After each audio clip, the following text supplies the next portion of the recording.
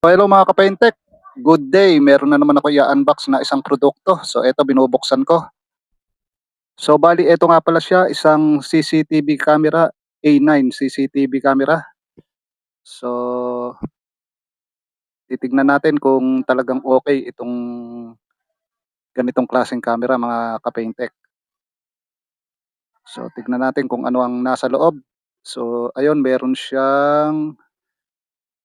na din siyang kasamang stand, pagkatapos meron na rin siyang kasamang cord ng charger mga ka-Paintek. So ayan yung kasama niya. Pagkatapos, meron ding manual sa loob mga ka-Paintek.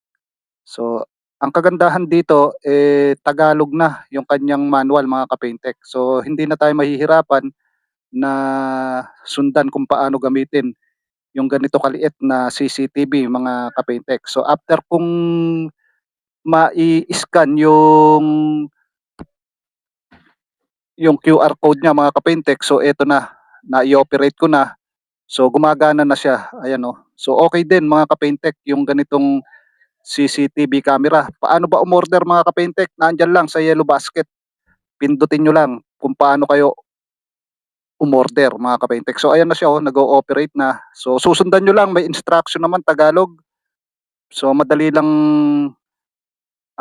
sundan yung kanyang manual mga ka-Paintek. So ayan oh.